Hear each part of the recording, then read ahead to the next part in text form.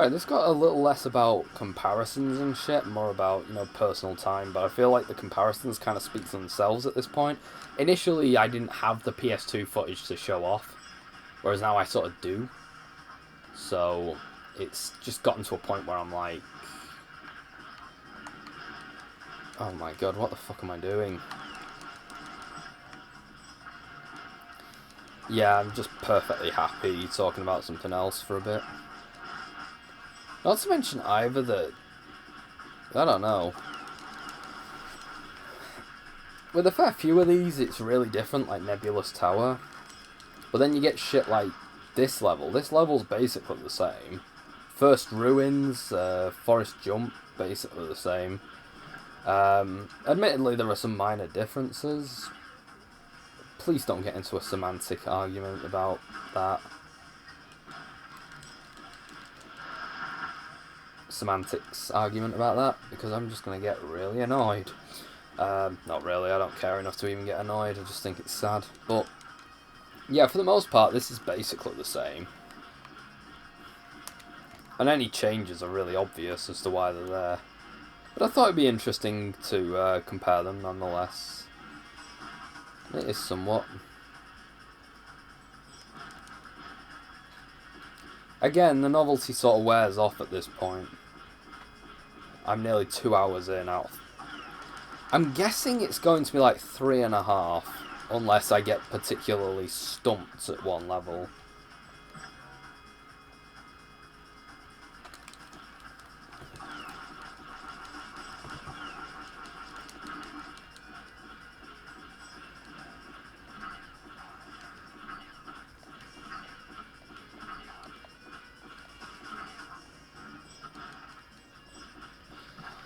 So it's British summertime. It's been one of the nicest summers in 200 years, apparently. We can't go out, which I don't mind, because I never go out. There were a few days out I used to do when I was younger. Blackpool was sometimes one. Not for the pleasure beach or any of that shit, but I used to love the Doctor Who museum that they had there. That was fucking awesome. You'd go in, and one of the main rooms was the actual TARDIS console from a classic era TARDIS, perfectly preserved from whatever year it was. I think it was one of the 80s TARDISes, but I could be wrong. Or TARDI, or TARDI sounds wrong. I'm going to go with TARDISes even if it is wrong. But yeah, they had a perfectly preserved TARDIS that you could explore.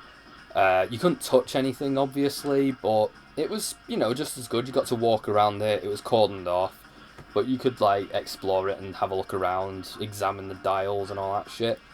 There were one or two kids that would fucking climb in there, because kids are cunts, and parents are fucking useless. But, basically, they had everything. They had all the old Sea Devil costumes, the old Dalek props, everything. It was fucking amazing. And it was the only Doctor Who museum in the country at the time, from what I was aware of.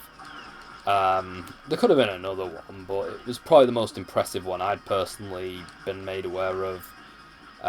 They did open one in London at one point.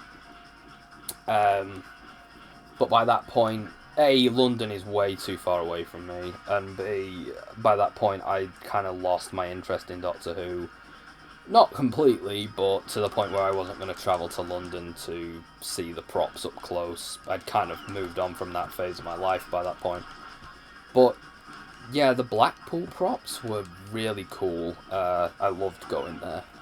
And they even had like a little competition as well. You had to find all these little figurines in the backdrop. And if you found them all,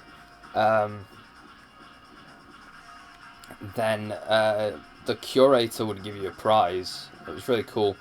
The curator actually had so many of the prizes that he'd basically help you cheat, which I found to be really cute, but yeah, that was a thing.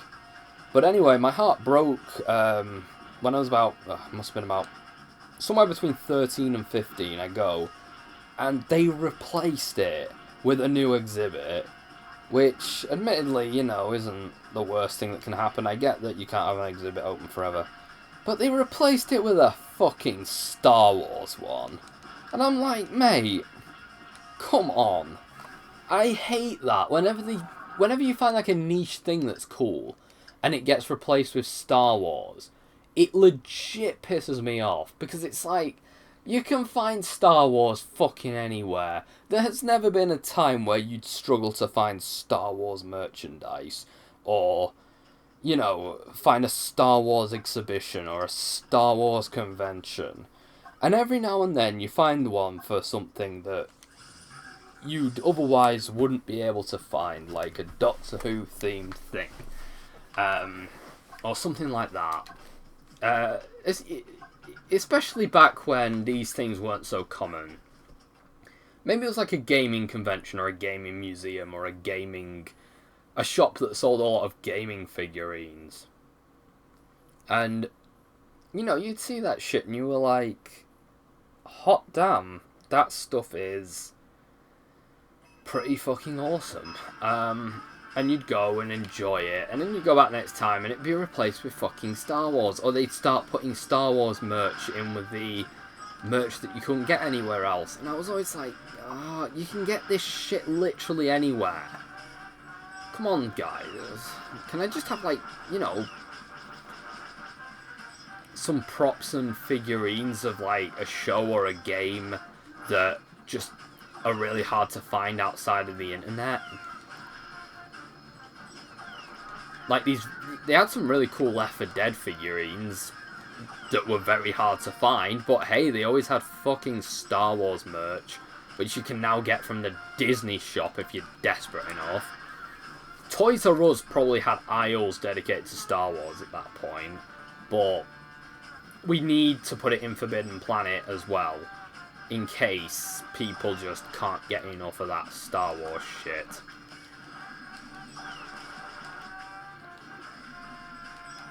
Don't know why I shot there. But yeah, it used to make me sad. I mean, don't get me wrong, I'm not saying Star Wars fans shouldn't have that stuff, but I feel like they already have it. You know, they already have Star Wars conventions, they already have the figurines, they already have all that shit. And there are plenty of franchises that just don't get that love. I get that it's because they're technically not as popular, but I don't think removing whatever exposure they might have had and replacing it with some fucking Star Wars helps there, really. I think you're just oversaturating one market and basically taking away exposure to another, which I don't personally think helps anyone involved. But I guess that's just maybe me. I don't know.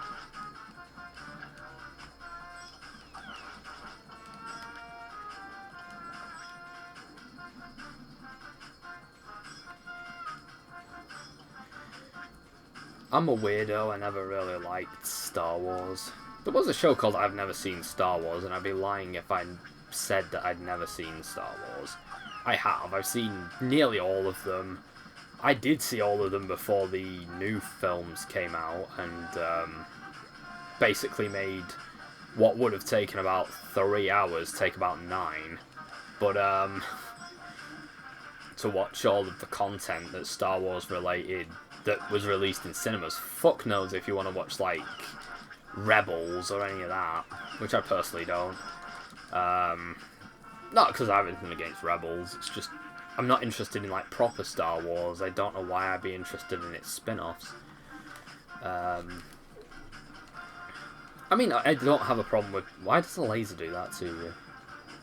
Again, I don't have a problem with people who like Star Wars. I kind of wish I did, because there's a lot of Star Wars shit going around. But I personally just have never found it interesting. I did try watching Rogue One, which people recommended to me, because they were like, hey, if you don't like Star Wars, you should totally check out Rogue One, because Rogue One is very different.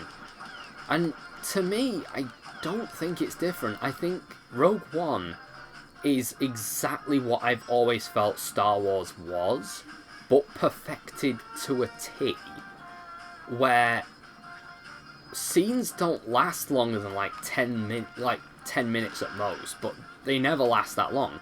They last about a minute. There's a guy in the opening shot looking out over a CGI green screened view, And he's like, yes, it's all falling into place.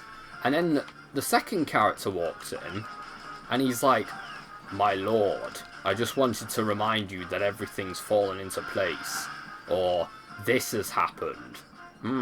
Yes, excellent. And then he turns around, and in the backdrop you can see the CGI shit. Sometimes it zooms in on his face, sometimes it sort of pans out with the guy with his back. And that's the scene. And then the next scene is the exact same fucking shit.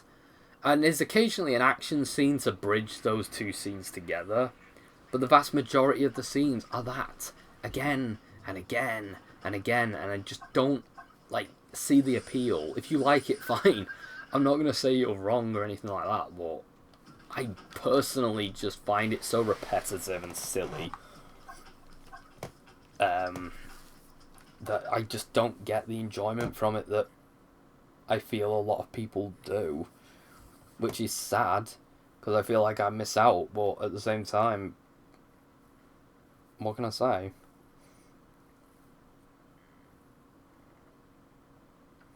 Anyway, I am coming up to the 2-hour mark on my recording, so I'm probably going to stop once I've done all the lums at this point, which is over the halfway point, admittedly, so that's good.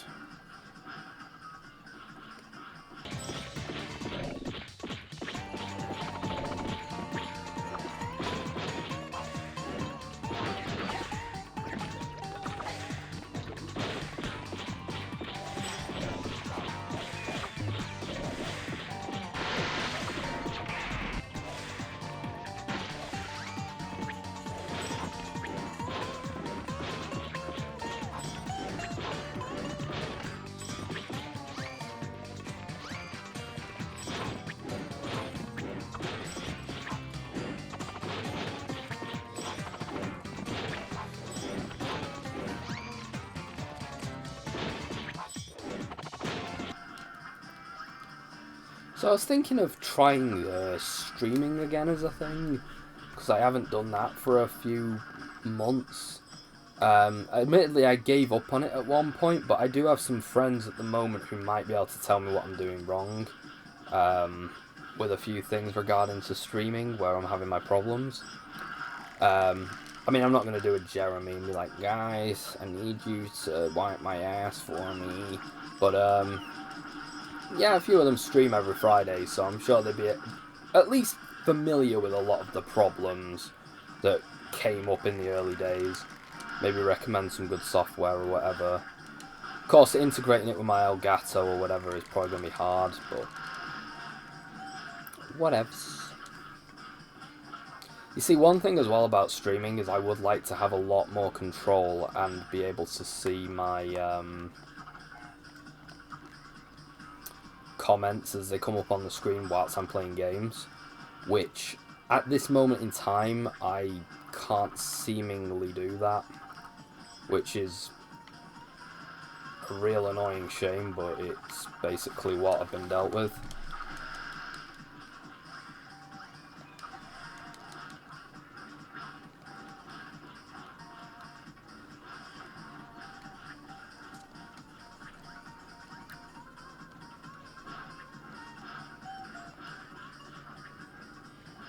Notice the music doesn't change whoever's in the lead. I'm going to assume that it doesn't have the capacity to do that on the PS1.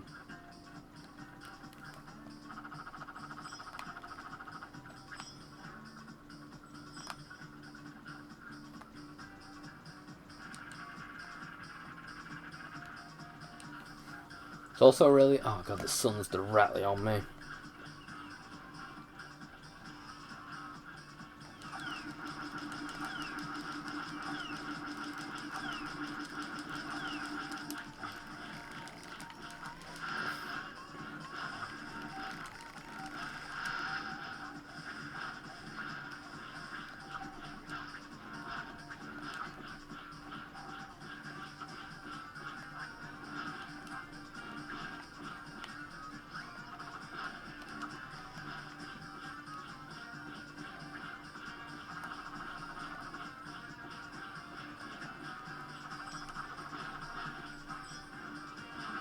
There we go. Fucking check me out. Looks like I got my eye back, as John Marston used to say.